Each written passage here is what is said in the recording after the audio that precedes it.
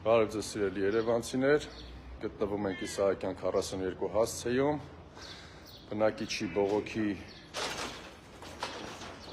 բողոք ենք ստացել և այցելել ենք նշված բնակելի շինությունը, որտեղ ապօրինություն է կատարվել և կատարվում, այստեղ առկա է դատարանի որոշում, որ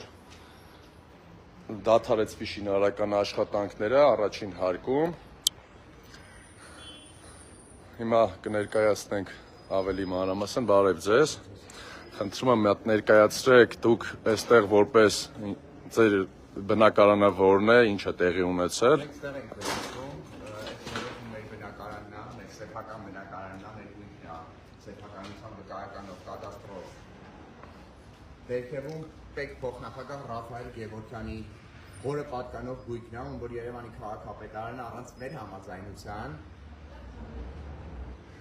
Հարերևույթ սեփականատերի ցուցակի կեղծումով ուրիշ անձի քվեարկությամբ ստացել է շինքույն այդ ընթացքում այս օրին է հասցրել գույքը, դարձել է 3-րդ աստիճանի անբավարար։ Ես Իսպանիայից եկել եմ Հայաստան, որ այստեղ ապրեմ, որ ինչ է հեղափոխությունն է։ Ես լուրջ եմ ասում, ես ձեզ բոլորին անկեղծ հարցնում եմ։ Սա է իրանց պետք փոխնախագահը, սա է իրանց ԿՊ-ն։ Սա է, եթե սա են իրանք քանդում, իրանք վաղը քանդելու են ձեր տունը։ Ու իրանք դա անում են։ Դատական ակտի արգելքը ձեռքումս, ոստիկանի ներկայությամբ։ Կներեք, հա, սա սիրելի քաղաքացիներ, սա դատական որոշումն է, թիվ ԵԴ քաղաքացիական գործով հայցվորի կողմից ներկայացված հայցի ապահովման միջոց կիրառելու մասին միջնորդությունը բավարարել։ Ժողովուրդ, ես մի բան եմ ուզում ձեզ խնդրեմ, վաղը այս հայցի դատական նիստ է կայանալու Արարատկիրի քաղաքացիական դատարանում։ Ես իրավաբանություն եմ սովորում ամերիկյան համալսարանում։ Ես գիտեմ, որ հաճախ լինում է, երբ որ դատական նիստերում քննվում է հայցի ապահովման վերացումը ու դատարանը չի անդրադառնում